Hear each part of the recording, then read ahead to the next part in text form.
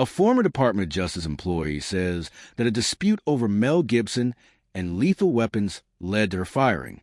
Elizabeth G. Oyer, who began working for the DOJ as a pardon attorney in 2022, said in an interview with the New York Times that she was dismissed from her job shortly after she refused to add the Braveheart actor's name to a list of candidates who may soon have their gun rights restored. Oyer and representatives for the Justice Department didn't immediately respond to Entertainment Weekly's request for comment Tuesday. A representative for Gibson declined to comment.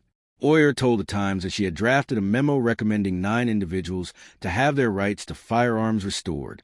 They sent it back to me saying, "We would like you to add Mel Gibson to this memo," she told the paper, claiming that Gibson's attorney wrote a letter to 2 senior DOJ officials asking for restored gun rights.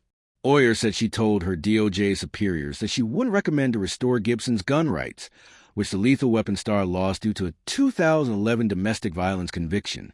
Gibson pleaded no contest to a misdemeanor battery charge and was ordered to counseling, community service, and 3 years of probation, plus $570 in fines.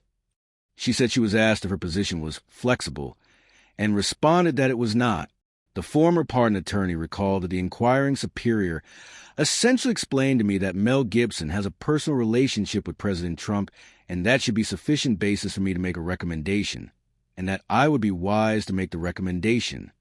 Oyer did not sleep a wink that night, as she understood that the position I was in was one that was going to either require me to compromise my strongly held views and ethics or would likely result in me losing my ability to participate in these conversations going forward.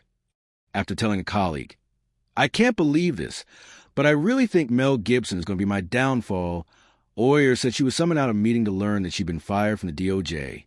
Oyer noted that her opposition to Gibson's restored gun rights came from her belief that giving guns back to domestic abusers is a serious matter that, in my view, is not something that I could recommend lightly, because there are real consequences that flow from people who have a history of domestic violence being in possession of firearms.